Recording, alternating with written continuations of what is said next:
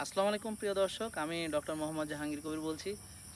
আশা করছি আপনারা অনেক অনেক ভালো আছেন। তো ইতিমধ্যে আপনারা পুরুষালী শক্তি বাড়াতে গিয়ে বিভিন্ন রকমের বাজার থেকে ফেক মাকা, বনপ্র, মাচা, কাকা আরও অনেক কিছু বিভিন্ন ওই যে বিজ্ঞাপন, ভারী বিজ্ঞাপন দেখে নিজেদের অনেক সর্বনাশ করে ফেলেছেন। তো আসলে প্রিয় দর্শক, আপনারা আমাকে অনেক অনেক ভালোবেসেছেন। তো এই ভালোবাসাকে কাজে লাগিয়ে এই সুযোগে আপনাদের এই সরলতার সুযোগ নিয়ে বহু মানুষ আজকে আপনাদেরকে প্রতারিত করেছে। আমার নামে দেখবেন শয়ে শয়ে তারা পেজ খুলেছে। তো প্রিয় দর্শক, দ্যার ইজ নো শর্টকাট, অর্থাৎ আপনার পুরুষত্ব বাড়ানো বা মেয়েদের নারীত্ব অর্থাৎ মেয়েলি শক্তি বৃদ্ধি, এটা কিন্তু কোনো শর্টকাট নেই। দেখেন, শক্তি অর্থাৎ আমার যদি জাতীয় গ্রিডে অর্থাৎ আমাদের যে বিদ্যুৎ যদি না থাকে, এখন ঘরে বিদ্যুৎ থাকবে? থাকবে না। তো একটা পুরুষের ওভারঅল যদি সে দুর্বল হয়, তার শক্তি যদি না থাকে, তাহলে তার এই বিশেষ শক্তিও কিন্তু থাকবে না।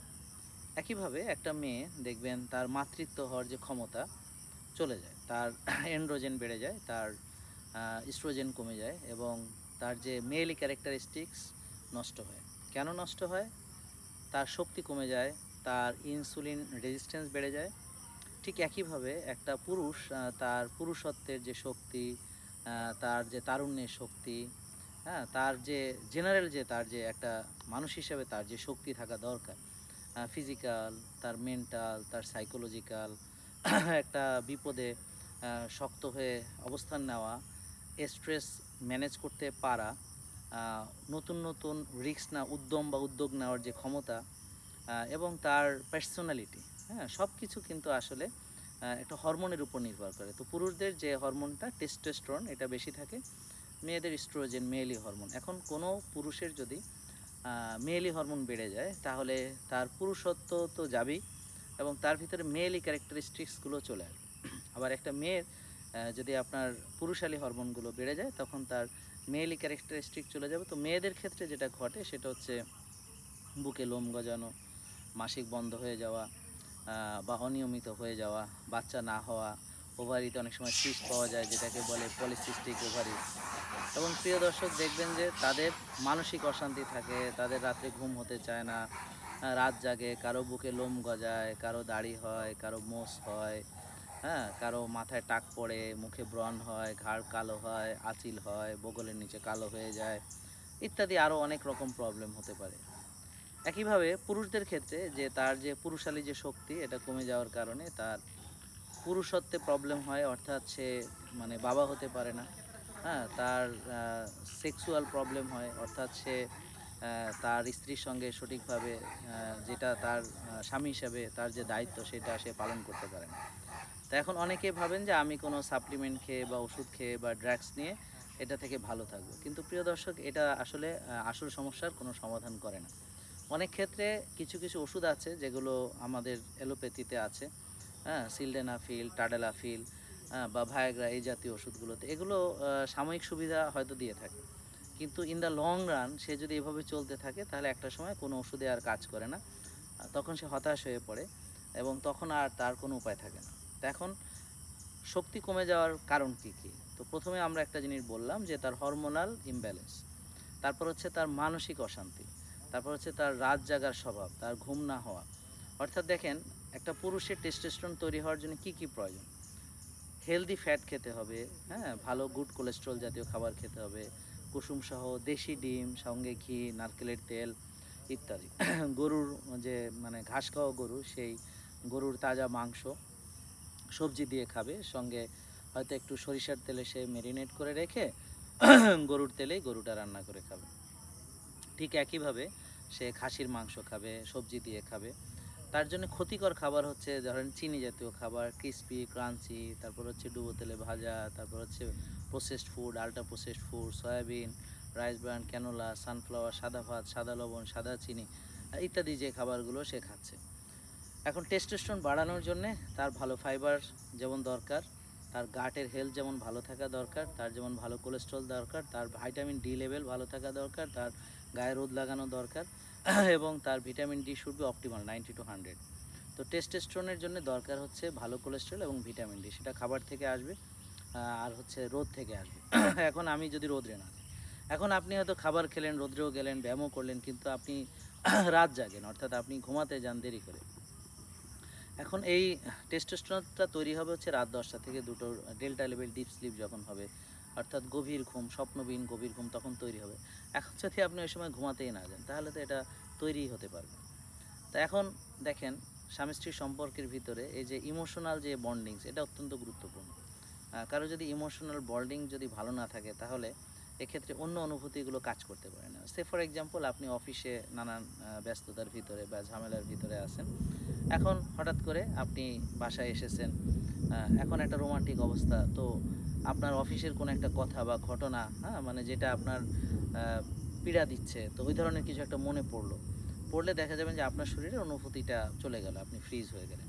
ঠিক এরকম পরিবারের ভিতরে অনেক সময় ঝগড়াঝাটিতে হয়তো স্ত্রী একটা কথা বলেছে বা স্বামী একটা কথা বলেছে, এমনভাবে কিছু একটা কথা বলেছে যেটা পরবর্তীতে তাদের সম্পর্কের ক্ষতি করে, ইমোশনাল বন্ডিংস নষ্ট করে। তাহলে এটা হচ্ছে আমার সাইকোলজিক্যাল বা ইমোশনাল যে স্পেক্ট্রাম। এখন আসেন ওভারঅল শক্তি, অর্থাৎ আমরা যদি শক্তির চর্চা না করি, আমরা যদি ব্যায়াম না করি, সঠিক সময় ঘুমাতে না যাই এবং শক্তিশালী খাদ্য যদি গ্রহণ না করি, তাহলে আস্তে আস্তে আমরা নিস্তেজ হতে থাকবো, বয়সের সঙ্গে সঙ্গে দুর্বলতা আসতে থাকবে। আর হরমোনাল ইমব্যালেন্সের জন্য প্রিয় দর্শক খুব গুরুত্বপূর্ণ বিষয় হচ্ছে ইনসুলিন রেজিস্ট্যান্স, অর্থাৎ আমাদের যদি ইনসুলিন রেজিস্ট্যান্স হয়, অর্থাৎ কোষে যখন জায়গা থাকবে না, কোষে ওভারলোড হবে, আমরা সঠিক খাদ্য গ্রহণ করছি না, প্রসেসড আল্ট্রা প্রসেসড ফুড খাচ্ছি, বারবার খাচ্ছি, বেশি বেশি খাচ্ছি, এবং সেটাকে ব্যবহার বা বার্ন করছি না, উপরন্তু রাত জাগছি, ঘুমাচ্ছি না ঠিকমতো, মানসিক অশান্তি, আবার আমাদের কোনো একটা ভালো ডিসিপ্লিন যেমন নাই, নিজের প্রতি কোনো যত্ন নেই। তো এভাবে চলতে থাকলে কি হবে, আমরা আমাদের যে শক্তি, সামর্থ্য, আমাদের যে ফিগার, আমাদের যে ভালো লাগা, সব কিছু কিন্তু ধীরে ধীরে আমরা হারিয়ে ফেলবো। তো এখন কোষে যে ওভারলোড হলো, এই যে কোষে জায়গা নেই, কারণ আমরা খাচ্ছি, ব্যবহার করছি না। তো এর ফলে কী হবে, ইনসুলিন রেজিস্ট্যান্স হবে। ইনসুলিনের কাজ হচ্ছে রক্তের চিনিকে কোষে ঢুকানো। এখন কোষে জায়গা না থাকলে কোষ ইনসুলিনকে রেজিস্ট করবে বা বাধা দিবে। তো রক্তের চিনি আসে কিভাবে, যে আমি ভাত খেলে আসে, রুটি খেলে আসে, ফল খেলে আসে, দুধ খেলে আসে। এখন চিনিটা কোষে ঢোকানো ইনসুলিনের দায়িত্ব। ইনসুলিন চাবি দিয়ে দরজা খুলবে, কোষের ভিতরে চিনিটা ঢুকবে, গ্লুট 4 ট্রান্সলোকেশন হয়ে কোষে সুগার ঢুকবে, সেটা আমরা এনার্জি হিসেবে ব্যবহার করব। কিন্তু এখন দেখা যাচ্ছে যে যাদের কোষে ওভারলোড, তাদের এই ইনসুলিন রেজিস্ট্যান্স হয়, এবং পরবর্তীতে ইনসুলিন যখন বাড়তে থাকে, তখন ইনসুলিনের আরেকটা কাজ হচ্ছে চর্বি জমানো। তা আমার যে ভুঁড়ি বাড়তে থাকে, হ্যাঁ, পেটে চর্বি বাড়তে থাকে, এর ফলে কি হয়, অ্যারোমাটাইজেশন হয়, অর্থাৎ আপনার যে টেস্টোস্টেরন তৈরি হচ্ছে ন্যাচারালি, সেই টেস্টোস্টেরনটাকে স্ট্রাডিউল বা স্ট্রোজনে রূপান্তর করে। এটাকে বলে অ্যারোমাটাইজেশন। এটা কেন হয়, ওই যে ইনসুলিন রেজিস্ট্যান্সের কারণে হয়, শরীরে অতিরিক্ত চর্বি জমলে সেটা হয়। তাহলে যাদের পেটে যত ভুঁড়ি বড় হবে, ততই তার পুরুষের শক্তি কমতে থাকবে। মেয়েদের যখন ভুঁড়ি বড় হবে, তখন তার নারীত্বের শক্তি কমতে থাকবে।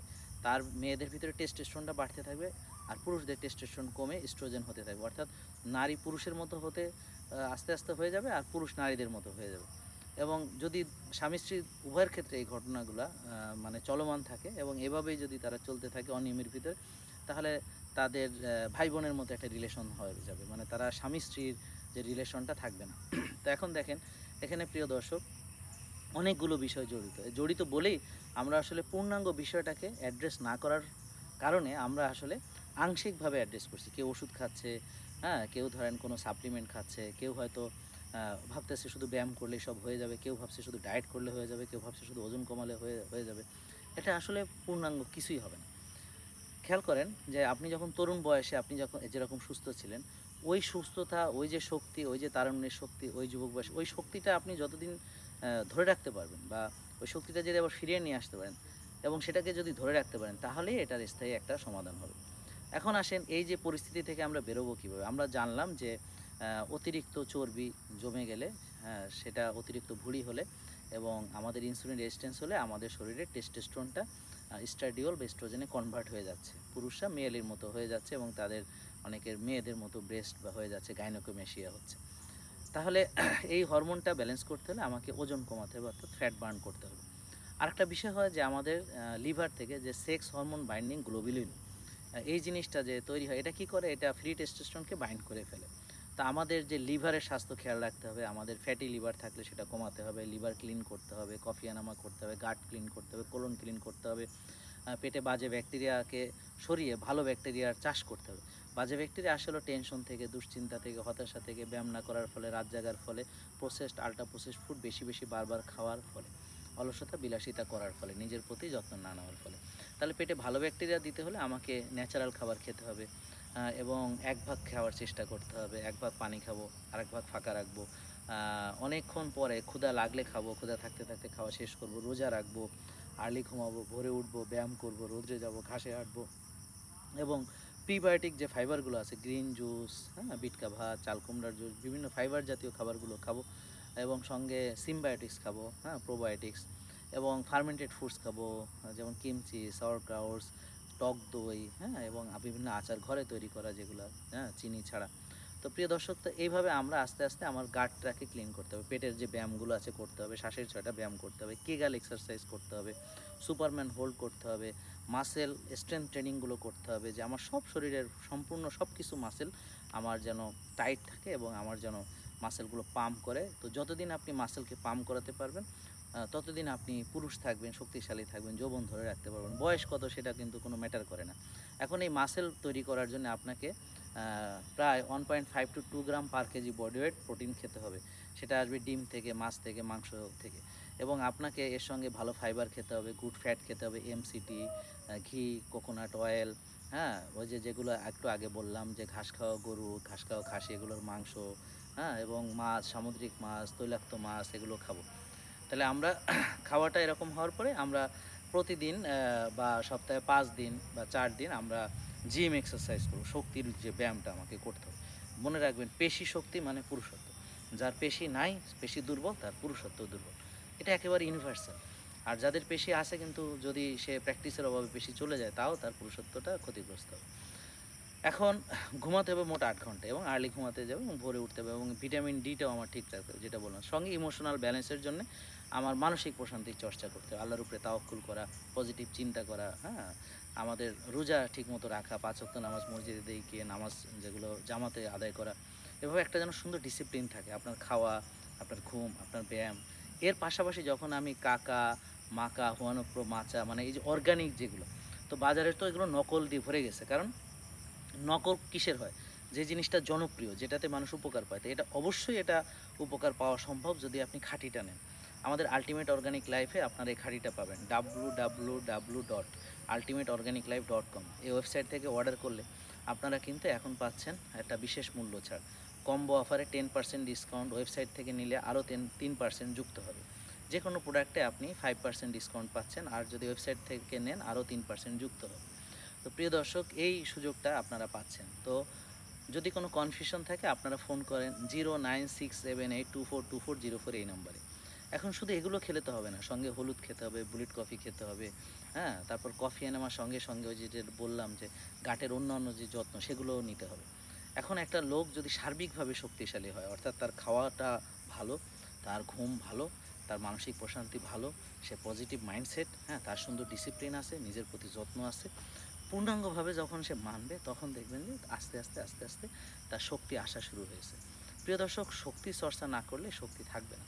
শক্তি চর্চা ছাড়া শক্তি বৃদ্ধির কোনো উপায় নেই। তো আমাদেরকে শক্তির চর্চা করতেই হবে, সেটা যে কোনো শক্তির জন্য। মেয়েদেরও সেম জিনিস আসলে, হ্যাঁ, যেমন একটা নির্দিষ্ট সময়ে প্রকৃতির মাঝে যাওয়া, হ্যাঁ, গায়ে রোদ লাগানো, নারকেলের তেল মেখে এবং মাঝে মাঝে ভিটামিন ডি চেক করা। আমাদের হোমা আইআর চেক করলে আমরা বুঝবো ইনসুলিন রেজিস্ট্যান্স আছে কিনা, টেস্টোস্টেরন লেভেল আমরা চেক করতে পারি। মেয়েদের হরমোনাল যে টেস্টগুলো আছে সেগুলো আমরা করাইতে পারি, তাদের এন্ড্রোজেনের মাত্রা দেখতে পারি, হ্যাঁ, তাদের পিসিওএস যদি পাওয়া যায় আল্ট্রাসাউন্ড করে সেটাও দেখতে হতে পারে, ফ্যাটি লিভার আছে কিনা সেটা দেখতে হতে পারে। এছাড়া তাদের যে সিআরপি অর্থাৎ প্রদাহ কেমন আছে, হ্যাঁ, তাদের টিজিএইচডিএল রেশিও কেমন আছে, হ্যাঁ, ভিটামিন ডি ঘাটতি থাকলে সেটা কীভাবে বাড়াতে হবে, এইচডিএল কম থাকলে সেটা কীভাবে বাড়াতে হবে, টিজি বেশি থাকলে কীভাবে কমাতে হবে, ইনসুলিন 3, 4 বা 5 থাকবে, তার যদি বেশি থাকে ইনসুলিন কীভাবে কমাতে হবে, কারো যদি সুগার থাকে সেটা কীভাবে কমাতে হবে। হোমায়ার 1 থাকতে হবে প্রিয় দর্শক, অর্থাৎ ইনসুলিনে। তো কারো যদি হোমায়ার 1 না থাকে, বেশি থাকে, তাকে 1-এ নিয়ে আসতে হবে। এখন তার যদি হরমোনাল ইমব্যালেন্স থাকে, তার যদি সুগার বেশি থাকে বা সুগার কম থাকে, ইনসুলিন বেশি থাকে বা ইনসুলিন ঘাটতি থাকে, ভিটামিন ডি যদি কম থাকে, তো এই জিনিসগুলো আগে তাকে ঠিক করতে হবে। সার্বিকভাবে সব কিছু যখন ঠিক হবে, তখন দেখবেন যে সে ন্যাচারালি অনেক ভালো শক্তিশালী এবং খুব ভালো পারফর্ম করতে পারে। এটা আসলে কোনো শর্টকাট নেই। তো আমরা আজকে প্রতারিত হচ্ছি কেন? আমরা শর্টকাট খুঁজতে যেয়ে প্রতারিত হচ্ছি। যে আমরা আসলে ব্যায়াম করব, সময় নেই, আর্লি ঘুমাবো, সময় নেই, হ্যাঁ? ৬টা-৭টার ভিতর খাওয়া শেষ করা অনেকের জন্য সমস্যা। ৯টা-১০টার ভিতর ঘুমাতে যাওয়া অনেকের জন্য সমস্যা। এখন ঘুমের ঘাটতি একটা প্যান্ডেমিক হয়ে গেছে। অর্থাৎ আমি ৭-৮ ঘন্টা কেউ ঘুমাতে পারছি না। তো এইটা খুব গুরুত্বপূর্ণ। ওই সময় না ঘুমায়ে আপনি এই জিনিস ভাবেন কিভাবে?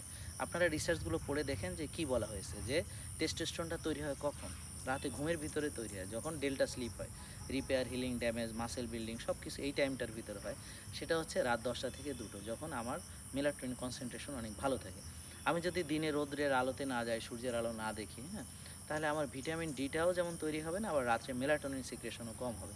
তা আমার বডিতে ইমব্যালেন্স তৈরি হবে। তো একটা সুস্থ স্বাভাবিক লোক তার সব দিকে শক্তি থাকলে, ব্যালেন্স থাকলে সে অনেক ভালো থাকে। তো এই জন্য আমরা স্বাস্থ্যকর যে খাবারগুলো, যেগুলো অর্গানিক খাবার বা প্রাকৃতিক খাবার সেগুলো খাওয়ার চেষ্টা করুন। ফার্মের ডিম খেয়ে আপনি কীভাবে রাতা মোরগের মতো শক্তিশালী হবেন?